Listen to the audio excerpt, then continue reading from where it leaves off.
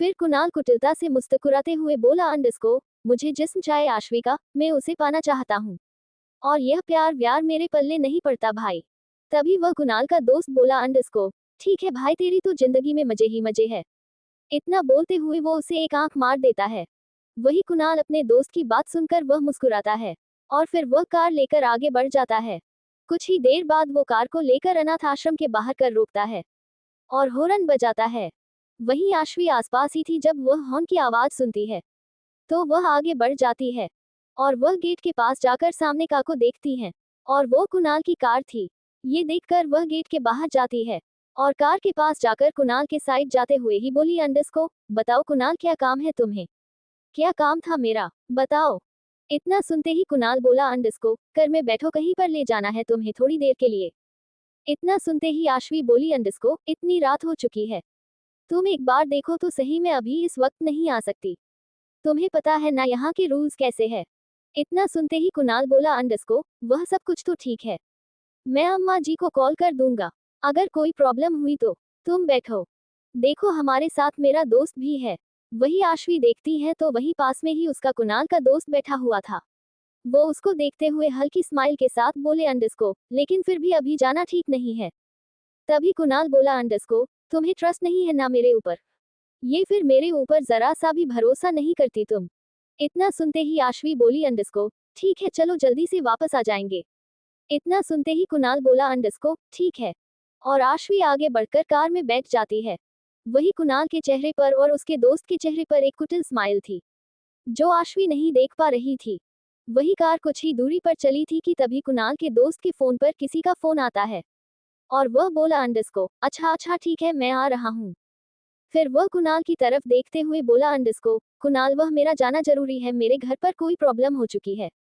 तो तुम मुझे यहीं पर ही उतार दो। मैं चलता हूँ घर पर। मुझे बहुत जरूरी काम आ गया है। वही आश्वी इतना सुनते ही थोड़ी अनकंफर्टेबल हो जाती है। और वह कुणाल के दोस्त को और फिर कुणाल को देखने लगती है। वही कुणाल बोला अंडरस्को, ठीक है यार अगर तुझे जाना है तो कोई बात नहीं, तू प्रॉब्लम सॉल्व कर ले जाकर। इतना बोलकर वह कार रोकता है और उसके दोस्त को उतार देता है। वही उसका दोस्त भी उतर कर उसे आंखों से एक इशारा करता है और एक कुटिल स्माइल पास करते हुए ही वहां से आगे बढ़ जाता है। वही कुणाल भी उसे एक स्माइल पास करता है और फिर कुणाल का आगे बढ़ा देता है। वही आश्वी बोली अंडरस्को, कुणाल हम कहाँ पर जा रहे हैं? चलो ना फिर से आश्रम चलते हैं। तुम मुझे आश्रम छोड़ दो। फिर कल बात करेंगे जो भी बात करनी है। वही कुणाल बोला अंडरस्को, अब बस यहीं पर ही थोड़ी दूर ही जाना है, जहाँ पर मैं तुम्हें चाय पीने के लिए ले जा रहा हूँ। इतना बोलते हुए ही वह का आगे बढ़ा देता है। और कुछ मिनट में वह एक ढाबे के पद का रोकता है जहाँ पर बस कुछ गिने चुने ही लोग थे। और वहां पर आसपास बहुत ही अंधेरा था, उसके आसपास बहुत कम दुकान थी। और वह दोनों ही उतर कर उसे ढाबे में जाते हुए टेबल पर जाकर कुणाल 2 चाय ऑर्डर करता है। वही वहां पर चाय आ जाती है। तो वह दोनों ही पीने लगते हैं। आश्वी बोली अंडरस्को, बताओ ना तुम क्या बात करने वाले थे? बहुत रात हो चुकी है, मुझे जल्दी जाना है, वापस है। इतना सुनते ही कुणाल बोला अंडरस्को, तुम्हें बहुत जाने की जल्दी है यार, कुछ देर एंजॉय करो ना, मैं तुम्हारे साथ टाइम स्पेंड करना चाहता हूँ। इतना बोलते हुए वह आश्वी का हाथ पकड़ लेता है। वही आश्वी थोड़ा अनकंफर्टेबल हो जाती है। और वह जबरदस्ती स्माइल करते हुए ही बोली अंडरस्को, कुणाल तुम समझ रहे हो, मैं एक लड़की हूँ और अभी मेरा बाहर यहाँ पर इस वक्त होना ठीक नहीं है। वही कुणाल बोला अंडरस्को, ठीक है चाय खत्म कर लो, हम चलते हैं घर वापस। इतना सुनते ही आश्वी जल्दी जल्दी अपनी चाय खत्म करती है। वही कुणाल भी अपनी चाय खत्म करता है। कुछ ही देर में वह दोनों ही खड़े होते हैं। और पैसे देकर वहां से का की तरफ आने लगते हैं। वही का थोड़ी दूरी पर रुकी हुई थी, जहां पर कोई आ जाता नहीं था। वह दोनों ही का के पास आ जाते हैं। अभी आश्वी का दरवाजा खोलने ही वाला थी कि तभी कुणाल उसका हाथ पकड़कर उसे का से एकदम से सटाकर उसे खड़ा कर देता है। वहीं आश्वी भी हैरानी से कुणाल को देखने लगती है। वही कुणाल बोला अंडरस्को, क्या यार तुम भी थोड़ा मुझ पर भी तरस खाया करो और मेरे साथ कुछ रोमांटिक होया करो यार, मैं भी तुम्हारे करीब आना चाहता हूँ, तुम्हें महसूस करना चाहता हूँ। तुम समझ रही हो ना मैं क्या कह रहा हूँ? इतना बोलते हुए वह उसके चेहरे पर हाथ रखता है और उसके चेहरे पर हाथ रखकर उसका गाल सहलाने लगता है।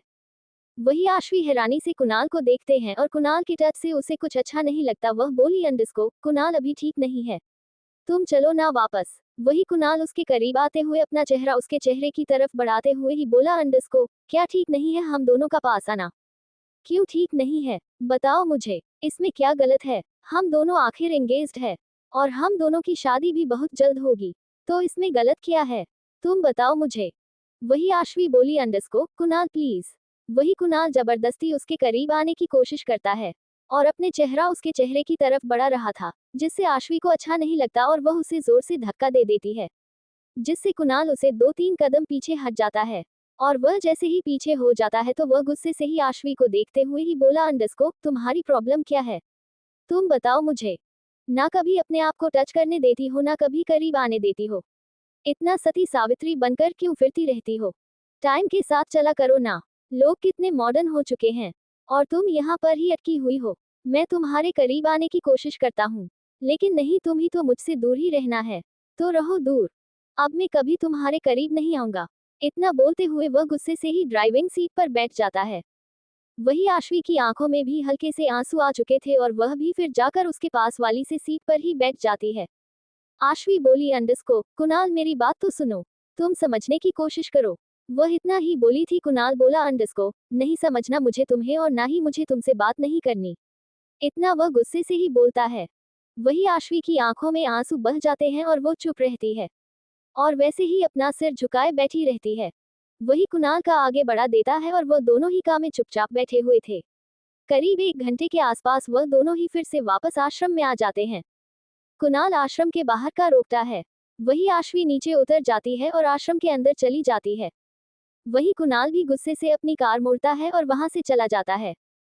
वही आश्वी अपने आंसू पोंछे हुए ही कुणाल को जाते हुए देखते ही और फिर वह अंदर आ जाती है और आश्रम में आकर वह अपने कमरे में चली जाती है। उसकी आंखों से अभी भी आंसू भी रहे थे और वह अपने आप से ही सवाल करते हुए ही बोली, अंडरस्को, क्यों मेरे साथ ही सब लोग क्यों बुरा करते रहते हैं? क्यों, क्या गलती है मेरी? क्या मैं खुश नहीं रह सकती? अभी कुणाल भी मुझ पर इतना गुस्सा हो गया, सब लोग मेरे साथ गलत करते हैं।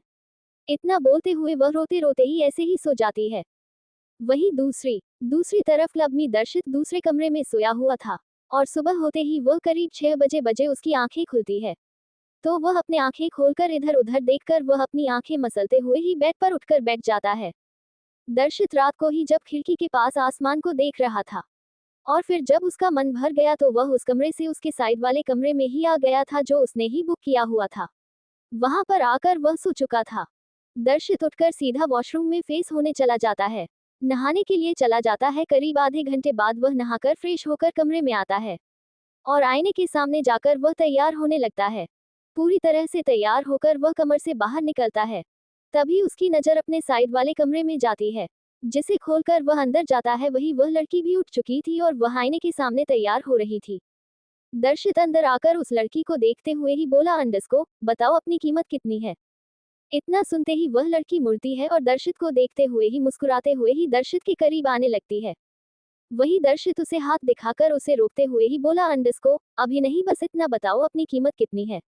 वही वह लड़की मुस्कुराते कुटिल मुस्कान करते हुए ही बोली, अंडरस्को, क्यों, करीब आऊंगी तो आप बहक जाएंगे। इतना सुनते ही दर्शित एक डेविल स्माइल करते हुए ही बोला, अंडरस्को, दर्शित ओबरॉय के ऊपर सिर्फ उसकी ही मर्जी चलती है। अगर वह चाहे तभी वो बेहकता है, वरना उसके सामने चाहे कोई भी आ जाए, उसे कोई फर्क नहीं पड़ता। वही वह लड़की इतना सुनते ही एक स्माइल करती है और बोली, अंडरस्को, तो इस दर्शित ओबरॉय के ऊपर सिर्फ उसकी ही मर्जी चलती है, तो आप देख लेना कभी वो आएगी और आप पर सिर्फ उसकी मर्जी चलेगी, उसकी मर्जी आप पर चलेगी। ऐसी भी नौबत आएगी जब उसके इशारों पर आप नाचोगे। इतना सुनते ही दर्शित पागलों की तरह हंसने लगता है और वह एक डेविल की तरह हंस रहा था।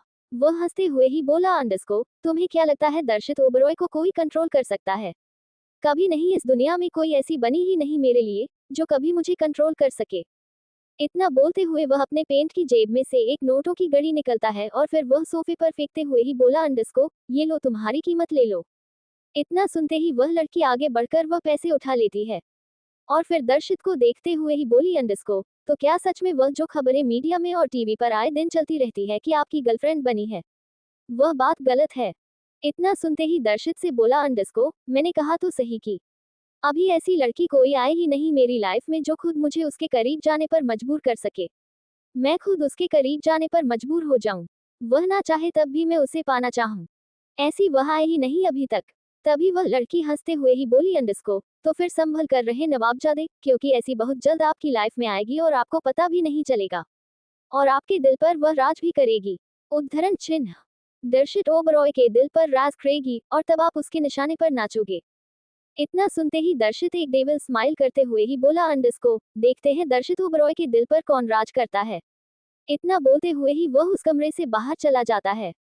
वही वो लड़की दर्शित को जाते हुए देखकर बोली अंडरस्को, किस्मत का खेल होता है मिस्टर ओबरॉय, आप न चाहते हुए भी उससे इश्क करोगे। इतना बोलते हुए वो हंसते हुए ही आईने के सामने जाकर तैयार होने लगती हैं। वही दर्शित अभी बाहर निकला ही था कि दरवाजे के पास ही उसे सनाया मिलती है। दर्शित बोला अंडरस्को, सनाया जाकर कमरा अच्छे से क्लीन करवा और कुछ भी वहां पर छूटना नहीं चाहिए। और उसे लड़की को भी समझा देना। वही सनाया बोली अंडरस्को, तुम बेफिक्र रहो, तुम जाओ का नीचे रेडी है और मैं भी कुछ ही देर में आती हूँ। दर्शित बोला अंडरस्को, ठीक है। इतना बोलकर वह वहां से आगे बढ़ जाता है। वही सनाया उसे जाते हुए देखती है और फिर कमरे में आ जाती है और पूरा कमरा वह नौकरों से साफ करवाती है। वही सनाया उस लड़की को देखते हुए बोली अंडरस्को, अपना मुंह बंद रखना और बीती रात जो तुमने उसके साथ बिताई थी उसे भूल जाना। वही वह लड़की भी अपना सिर हिलाते हुए ही बोली अंडरस्को, मैडम राज राज ही रहेगा। इतना बोलकर वो वहां से चली जाती है। वही दर्शित नीचे आ जाता है, उसके पीछे ही उसके बॉडीगार्ड भी आ गए थे। दर्शित आकर कामी बैठता है। का चल पड़ती है आगे।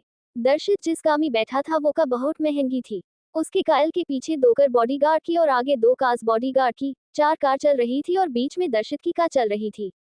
दर्शित एटीट्यूड से एक किंग की तरह का में पीछे की सीट पर बैठा हुआ था और वह अपने फोन में कुछ कर रहा था। वही उसकी कार तेज रफ्तार से सड़क पर दौड़ रही थी। सब लोगों की नजरें बस उसे कार पर ही थी कि वह सब का पौश का थी, जो बहुत मुश्किल से ही देखने को मिलती है। सब लोग पलट पलट कर सभी कार्स को देख रहे थे। वही करीब 2 घंटे बाद वह सारी कार्स आकर एक साथ एक बड़े से बंगले जैसे घर के अंदर एंटर होती है और सारी कार आकर उस बंगले जैसे घर के मेन गेट के पास आकर रुकती है। वही कार रुकते ही सारे बॉडीगार्ड्स बाहर निकल जाते हैं और अपनी अपनी पोजीशन ले लेते हैं। उस बंगले के आसपास हर तरफ बॉडीगार्ड तैनात थे, उन सबके पास गन्स भी थी और वो सब ट्रेंड थे। वही दर्शित का से बाहर निकलता है और वह एक राजा की तरह चलते हुए ही घर की तरफ आ जाता है। घर के मेन गेट से होते हुए वह अंदर जाता है। वह अभी घर के दरवाजे से अंदर आया ही था कि तभी सामने से एक शख्स जो सीढ़ियों से नीचे उतर रहा था। उसकी उम्र करीब 55 साल के आसपास की होगी, लेकिन वह अभी दिख रहा था एकदम फिट और फाइन, जैसे 40 साल की उम्र हो उसकी वैसा ही। वो शख्स सामने से दर्शित को आता हुआ देखकर बोला अंडरस्को, आ गया मेरा शेर। तो क्या होगा आगे जानने के सुनते रहिए और मेरी चैनल को सब्सक्राइब जरूर करिए।